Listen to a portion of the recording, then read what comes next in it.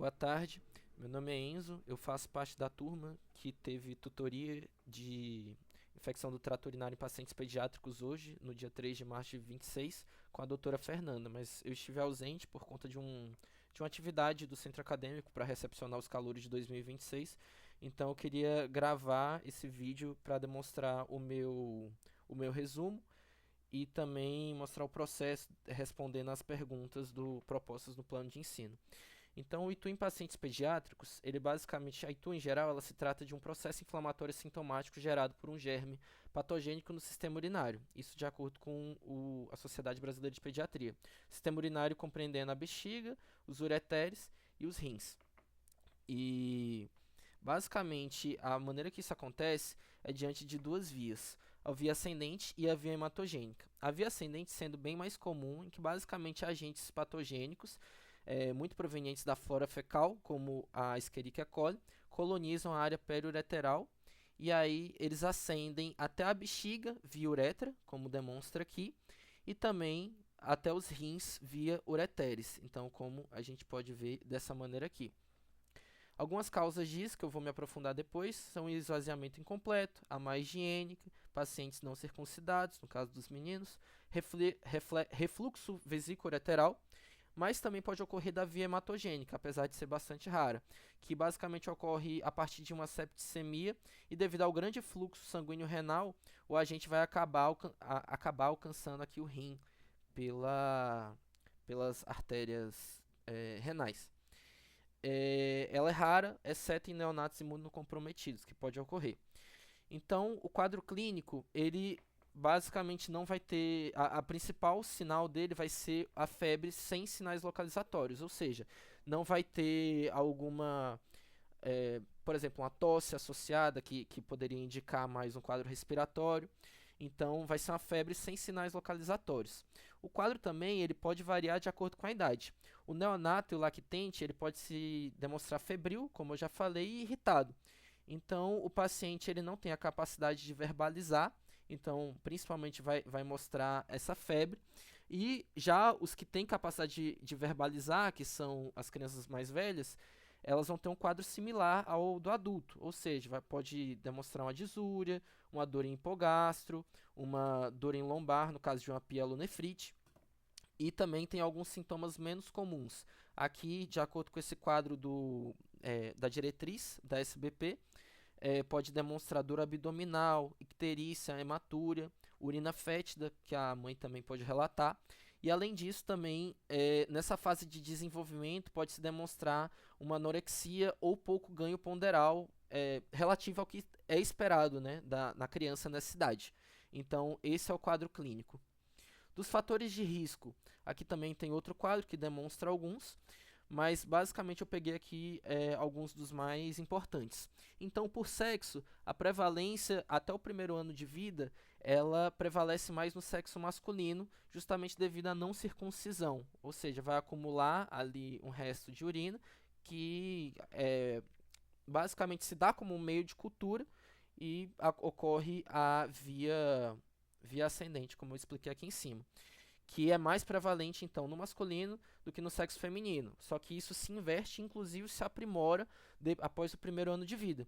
Então, para cada um paciente masculino, vão acometer 10 pacientes femininas a partir do primeiro ano de vida. Isso se dá justamente por conta da uretra curta e a proximidade com o canal anal. Além disso, também a gente pode elencar outra causa importante, o refluxo vesículo-ureteral, que é algo relativamente frequente, e basicamente ocorre o que o próprio nome diz, um refluxo da urina aqui por conta de uma... Pode ser, enfim, basicamente a gente tem dois mecanismos que isso podem acontecer. Pode ser primário, que é justamente a disfunção da junção uretero-vesical, que torna incapaz de comprimir o ureter suficiente para reimpedir o refluxo. Esse impedimento de refluxo é justamente por conta desse mecanismo anti-refluxo do nosso sistema urinário. Mas também pode ocorrer por causa secundária, que são algumas outras condições mais específicas, que pode ser a válvula da uretra posterior, que é o que está demonstrando aqui, que é basicamente uma membrana que ocorre aqui, e ocasiona essa bexiga trabeculada, porque ela não está conseguindo eliminar a urina direito, eventualmente ela começa a voltar na uretra. De acordo com isso, a gente pode graduar o refluxo vesicureteral, que basicamente a gente gradua a partir da dilatação da uretra.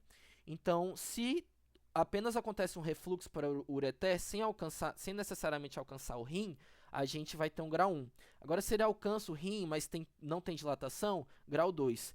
À medida que vai dilatando, que vai se juntando, começa a fazer uma pressão nas paredes. Então começa a de fato dilatar. Quando tem uma dilatação leve, grau 3. Uma dilatação moderada, grau 4.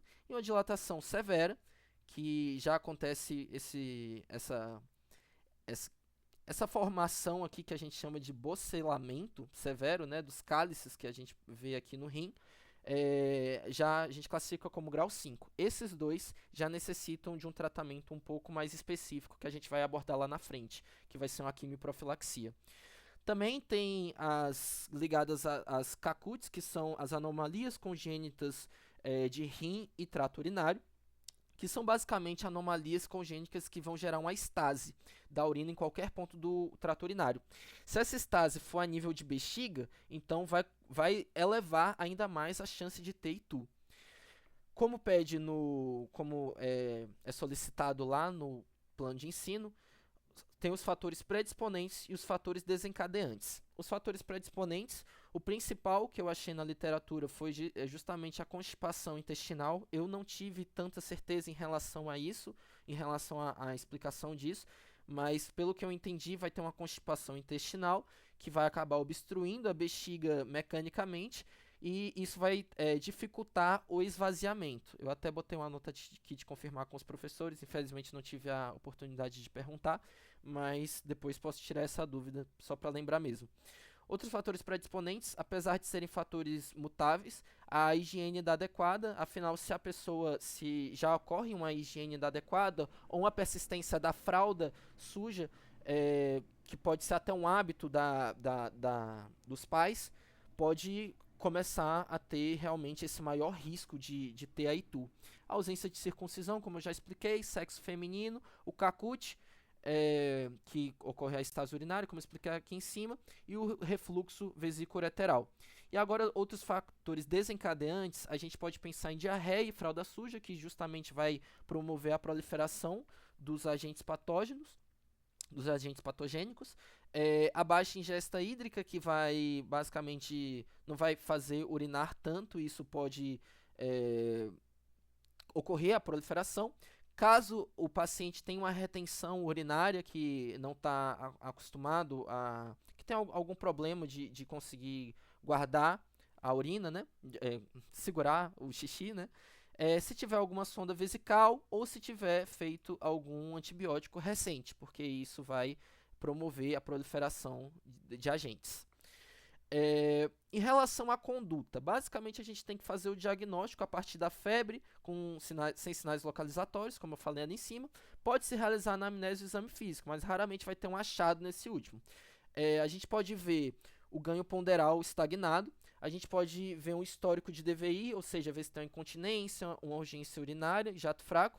Eu encontrei na literatura que pode-se utilizar o sinal de Giordano, mas não tenho certeza em relação a isso, porque fazer uma punho-percussão no paciente pediátrico, não sei até em que ponto isso realmente se demonstra como uma vantagem, mas está na literatura. E a gente passa para os métodos a gente passa para os exames. O padrão ouro que a gente pode realizar é a urocultura, mas ela deve ser coletada a partir de um método confiável. O que seria um método confiável? Pode ser o jato médio, a gente pode fazer também o cateterismo vesical e também pode fazer a punção suprapúbica, em que a gente realiza a aspiração direta, como está demonstrando aqui. Apesar de que eu encontrei em alguns relatos de literatura que isso apresenta um risco de perfuração de alça ou de perfuração de artéria, podendo desencadear até em uma disúria depois. Também pode-se usar o saco coletor, mas ele possui um risco muito grande de contaminação, então não é o mais indicado. De acordo com os métodos aqui, a gente indica para ITU de acordo com esses resultados das unidades formadoras de colônia por ml, né? Então, aqui na punção suprapúbica, qualquer número de formador de colônias, a gente vai indicar como a gente pode classificar, a gente pode fazer o diagnóstico de Itu no cateterismo vesical maior do que 1000 e no jato médio entre 50 a 100 mil UFC por ml. O EAS, mas claro que a urocultura também é demorada, por isso que a gente pode fazer o uso do EAS, apesar de não fechar o diagnóstico sozinha, esse exame, né? E aí, a partir do momento que a gente acha uma bacteriúria, já vai estar indicando para a gente mais esse processo. Uma piúria, em que se encontrar mais do que 5 leucócitos por campo, de grande aumento, a gente já pode indicar um tratamento, sim. Coloração de gram, vendo se tem gram positivo, gram negativo, mais provavelmente gram negativo, né? E também fazer o teste do nitrito, que vai favorecer o diagnóstico de Itu se estiver positivo. Apesar de se ele estiver negativo, ainda não exclui em crianças, justamente porque a bexiga infantil ela tem uma atividade frequente, e aí não vai permitir aquela formação do nitrito. Então, como tem muita dinâmica lá dentro, né? E aí, basicamente, a gente passa para o tratamento. A primeira coisa que tem que fazer no tratamento é definir se vai ocorrer a internação ou não. E se vai fazer a internação e realizar o antibiótico via parenteral. Então, o tratamento a gente faz de acordo se a criança, com esses seguintes critérios. Se a criança tiver menos que 2 anos, se apresentar alguma infecção grave ou suspeita de pielonefrite, vômitos, pulso fraco, Jordano positivo, novamente aquela história, né, de saber até quando realmente vai ajudar a gente. Desidratação. E também a gente precisa manter a internação de 48 até 72 horas para receber os resultados da urocultura. A partir deles, a gente toma a decisão de escalonar ou desescalonar e dar alta para o paciente para continuar o tratamento em casa. Aqui são algumas das drogas que podem ser utilizadas. É importante que a cobertura ocorra para grãos negativos, principalmente o E. coli, e que seja feito o tratamento de 7 a 14 dias, se a gente acha o diagnóstico pielonefrite, e 7 dias para cistite, afinal é uma infecção um pouco mais branda. Com a Itu tratada, a gente pode fazer uma investigação posterior. Então a gente vai fazer uma ultrassonografia do trato urinário para investigação de refluxo vesículo-ureteral e também de distúrbio, eu acabei esquecendo o nome, mas o distúrbio vesículo, eu esqueci. Mas, enfim, aqui tem disfunção vesical intestinal. Aqui tem esse fluxograma que eu não consegui botar porque a ferramenta do Notion não tá atualizando.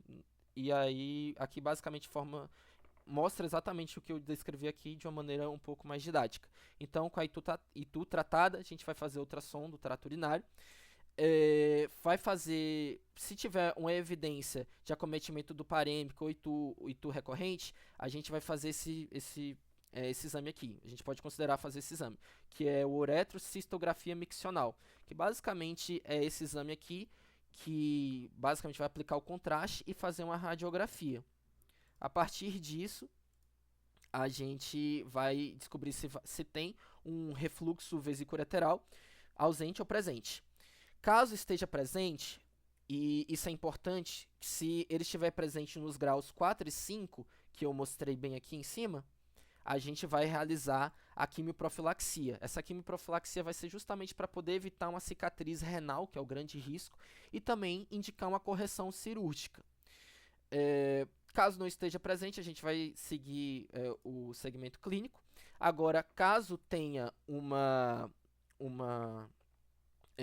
disfunção vesical intestinal e tem o controle miccional, a gente vai investigar se está ausente ou está presente.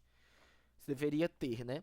Aí, caso esteja presente essa DVI, a gente tem que fazer a uroterapia, que é basicamente um processo para ajudar a criança a tratar essa urgência miccional, essa incontinência, a depender do caso que for, né? Então é isso, obrigado.